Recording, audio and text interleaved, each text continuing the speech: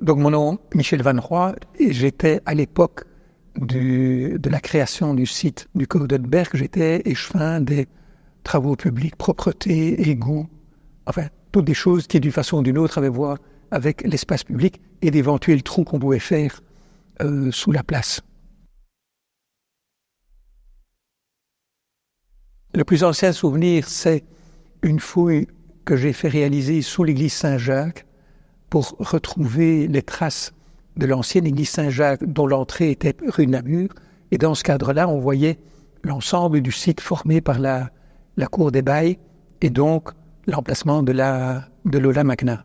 Bon, on l'a trouvé, puis on a élargi un peu dans tous les sens pour retrouver la largeur de l'Aula Magna, une longueur de mur. Et donc la seule question qu'on se posait, c'était jusqu'où allait-on descendre, puisqu'on n'avait pas une idée de la profondeur du site. Et donc si on était descendu à moins 1 mètre ou moins 2 mètres, on faisait des relevés, des photos, et puis on refermait le trou. Bon. Et ici, il se fait qu'on est descendu à moins 6 ou à moins 8 mètres.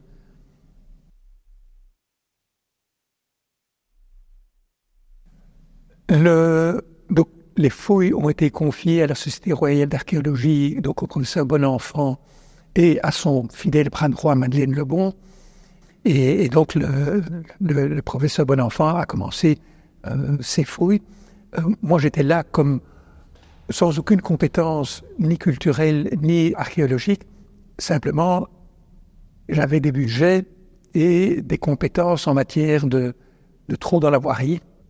Au bout d'1 an, quand on a su qu'on pouvait éventuellement faire un musée, je me suis dit qu'en tout cas, ce serait un outil économique pour augmenter l'attraction touristique du haut de la ville qui souffre par rapport au bas de la ville.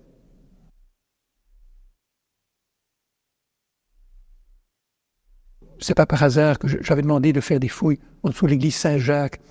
Et donc c'est simplement une continuation, c'est un intérêt personnel qu'avec ma qualité d'échevin, je pouvais assouvir.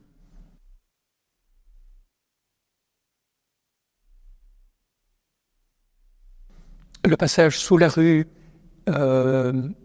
Royale, dans la mesure où c'est celui qui semble être le moins modifié par des aménagements qu'on a fait.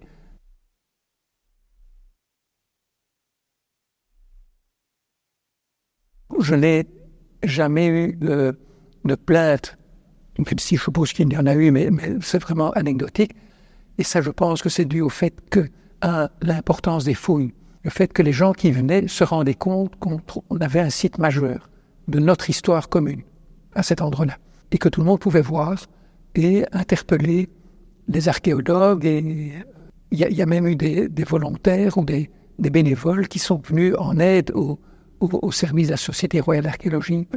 La seule chose que j'ai eue, c'est de temps en temps une petite pression politique me disant enfin, tu es content de tes fouilles, Michel? Oui, François. Et me demandant quand est-ce que tu rebouches. Et puis au bout de 3 fois, j'ai pu lui dire que j'avais reçu une demande du palais de venir visiter les fouilles. Et à partir de ce moment-là, je n'ai plus jamais eu de plainte ou de souhait de voir refermer rapidement ce trou qui gênait quand même la circulation.